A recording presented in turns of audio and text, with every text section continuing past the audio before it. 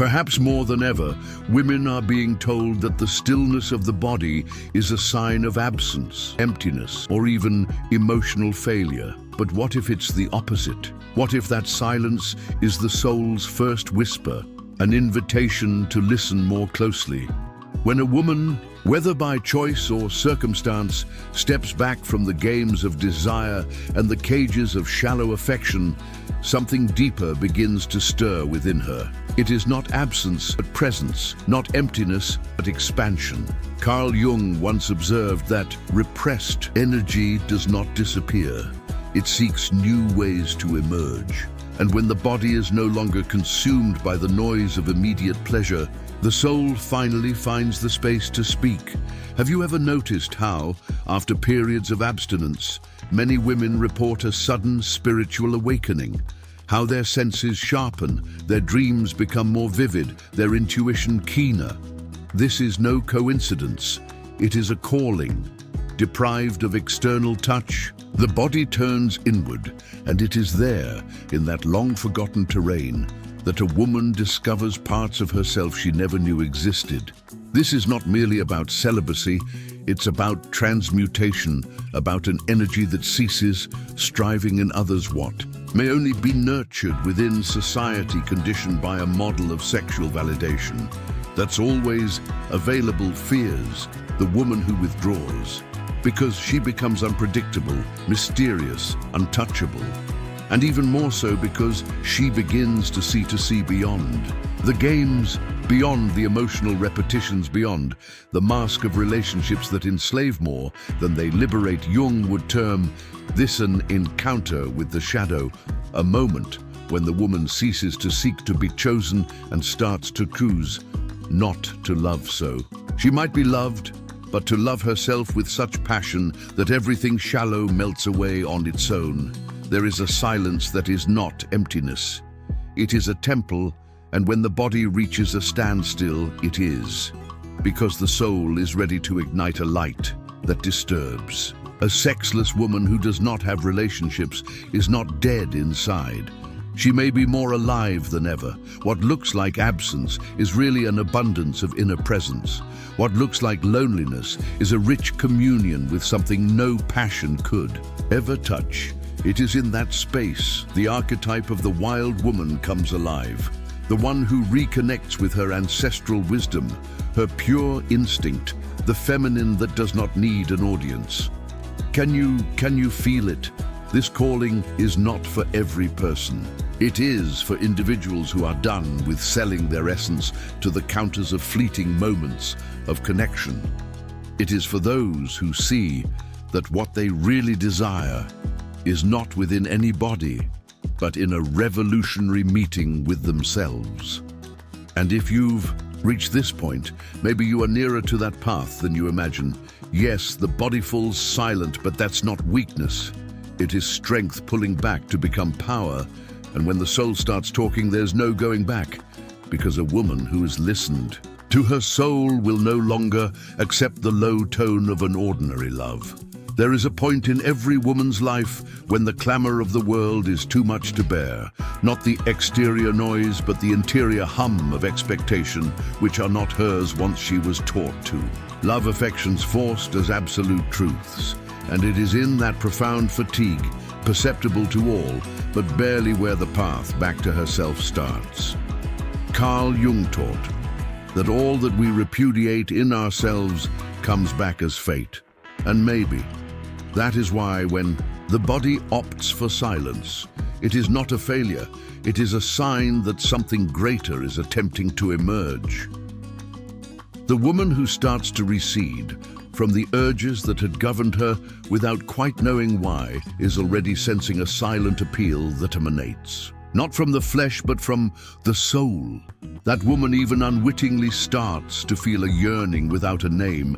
It is not wistfulness for a man, a caress, or a passionate night.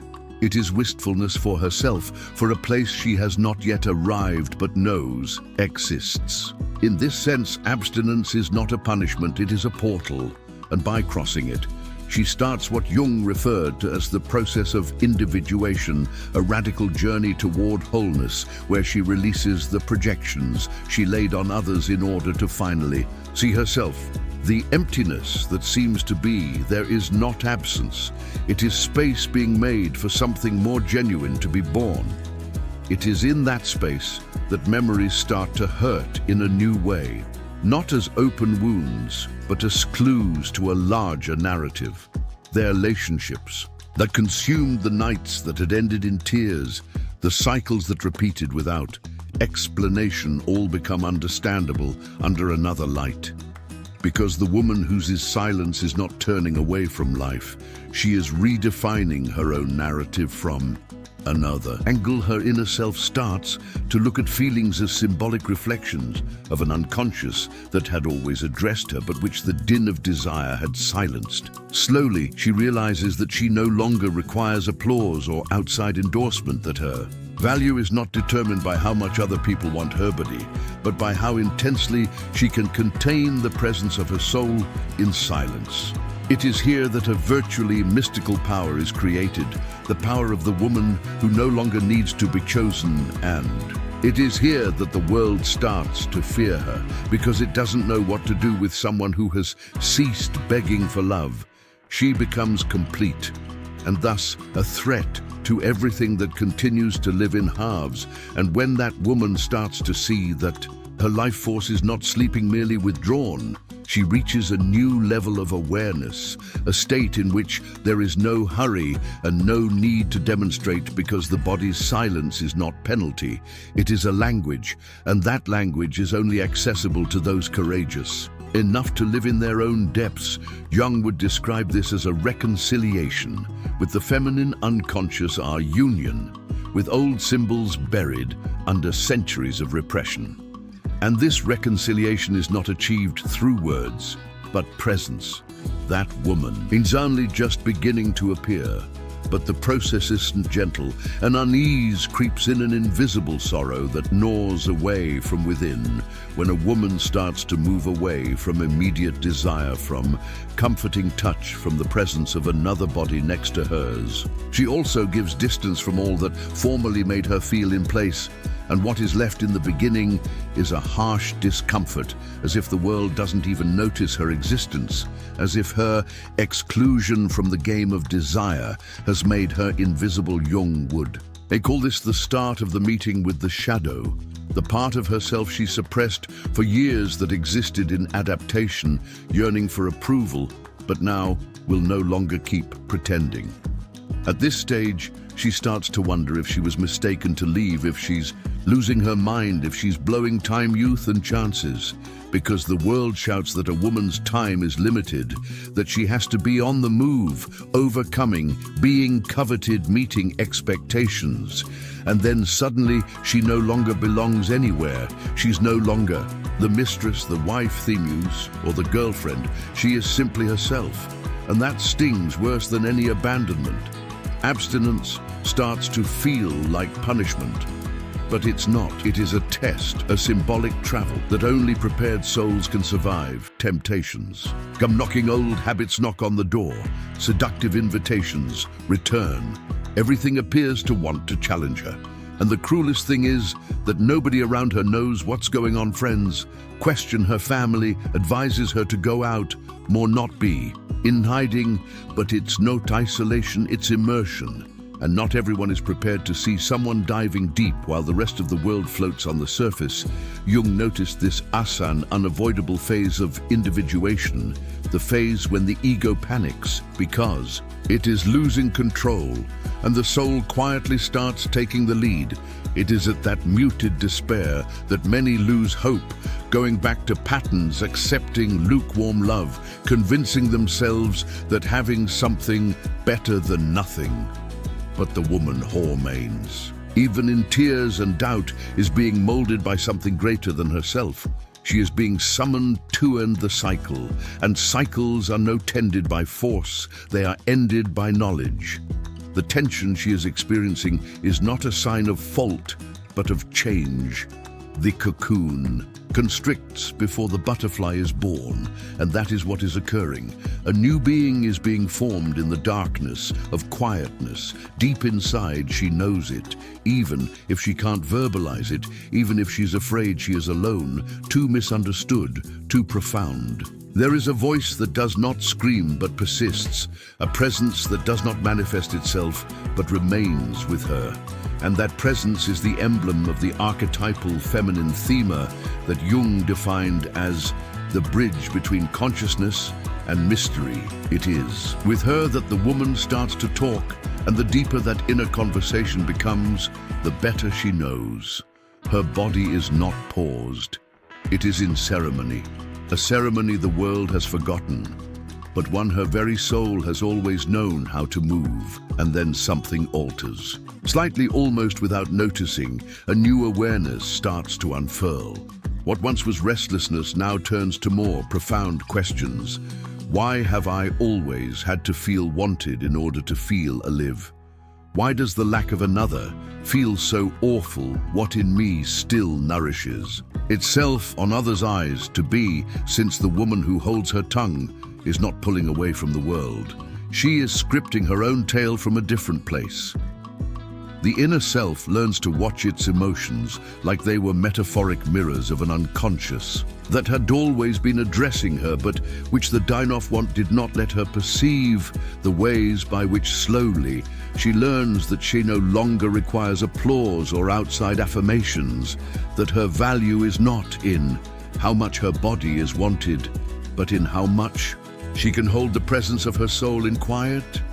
It is there that a nearly mystical energy is created, the energy of the woman who no longer must be selected, and it is there that the world will begin to fear her, because it does not know what something to do with someone who has given up begging for love. She is complete, and thus threatening to all that still lives half alive.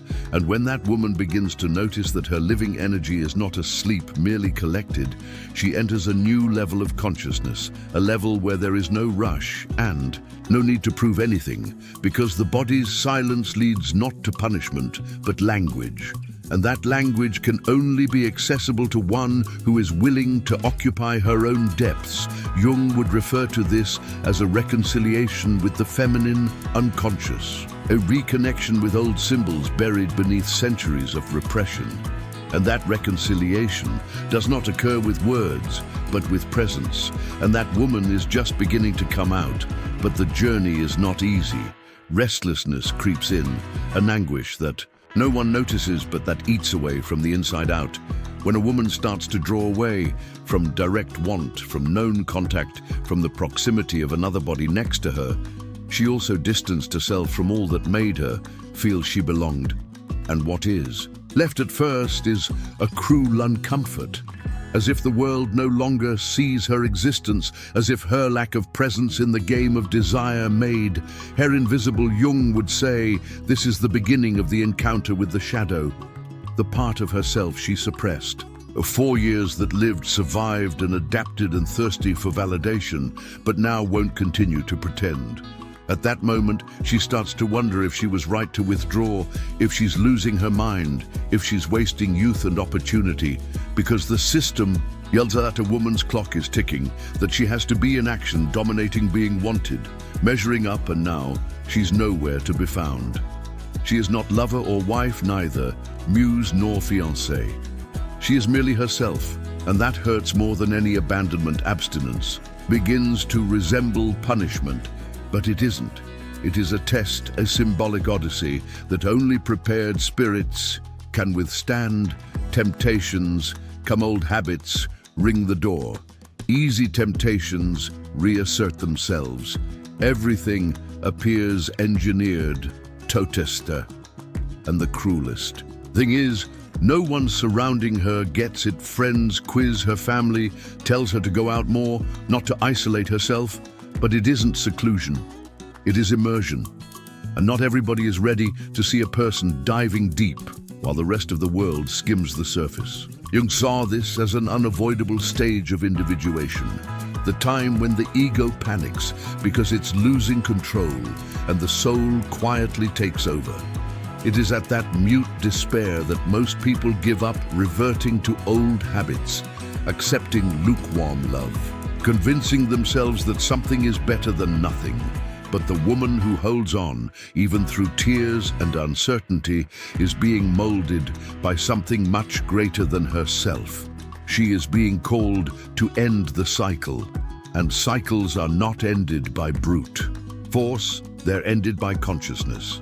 The tension she experiences is not a mark of mistake, but of change. The cocoon constricts before the butterfly emerges, and that is what is occurring. A new entity is being formed in the void of silence deep within. She's aware of it, even if she can't explain it, even though she is afraid of being too alone, too misunderstood, too deep. There is a voice that does not cry out, but demands, a presence that does not appear, but follows. And that presence is the representation of the archetypal feminine, this anima that Jung wrote about as the bridge from consciousness to mystery. It is with her that the woman starts to speak, and the deeper that inner conversation becomes, the better she comprehends.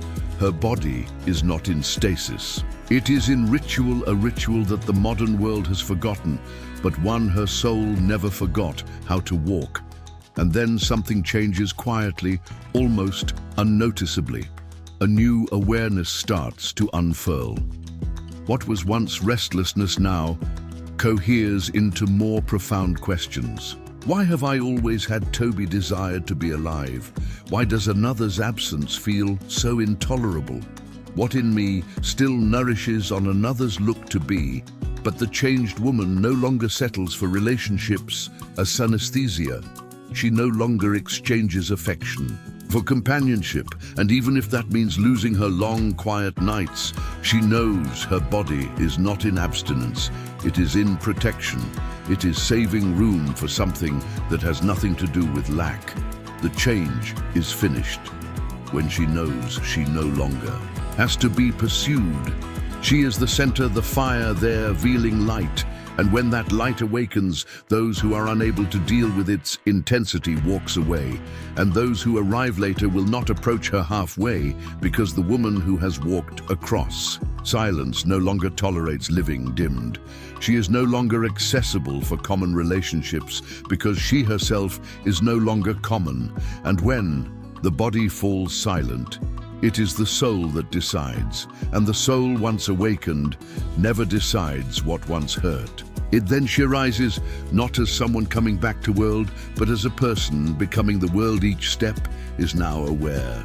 Each decision gauged no longer by fear of aloneness, but by merit of her own presence. The body formerly kept silent now vibrates at a new pattern. Finer, deeper, truer. There's no need to rush to fill voids anymore, no urge to cram into places too small. For her new spirit, Carl Jung wrote that what we repress subjugates us, and what we integrate transforms us. And this woman has at last mobilized her absences. She made lack her home.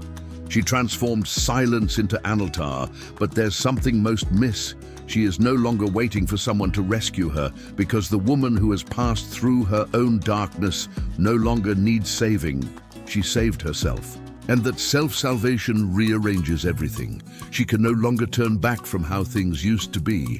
What once was need is now choice. What once was compulsion is now discernment.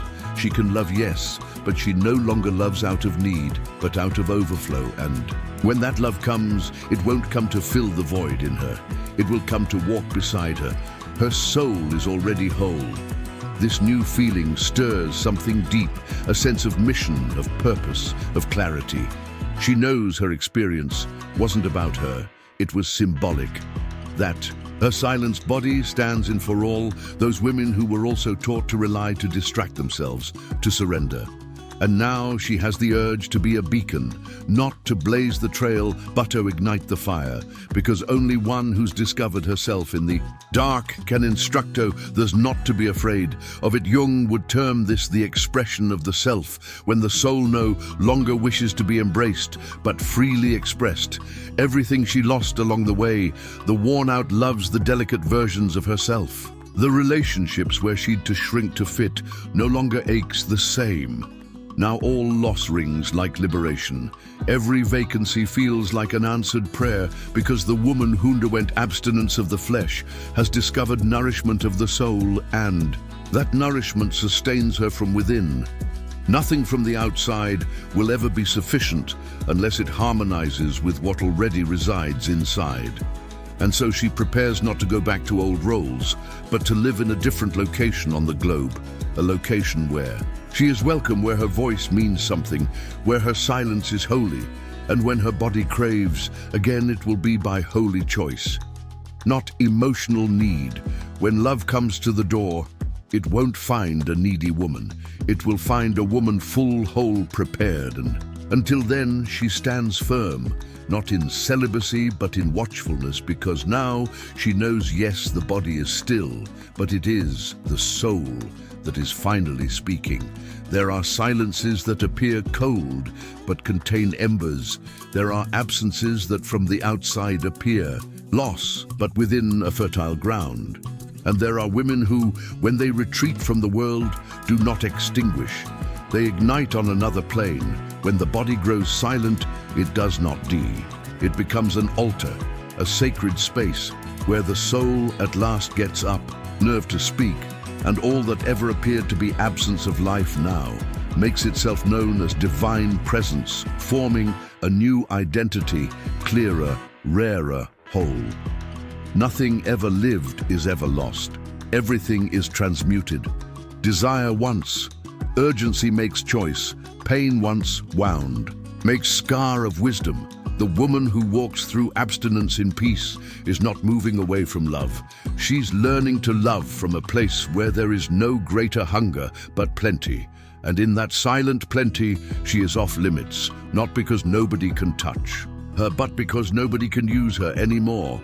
Can you sense the echo of this journey within yourself, the nameless homesickness, the unease of no longer belonging where you once did belong, the wish to pull back without quite knowing why? That is not weakness. It is the initial summons. Perhaps this video didn't find you by chance. Perhaps it is the reflection of something that has for long been beating inside you, but not yet named with clarity. And now that it has changed, if this path awakened a hidden aspect of you, allow yourself to keep going. Don't snuff out the flame that's been lit.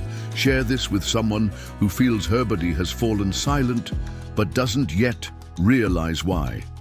Leave a comment saying us how this spoke to you, and if you'd like to continue walking with us in this same depth and honesty, subscribe to the channel here. Every word is a seed, every silence is soil, and every video a ritual. Because in the end, this is what's left. A woman who has learned to hear what the soul whispers when the world is too loud, and that whisper says, "You are not alone. You are awakening."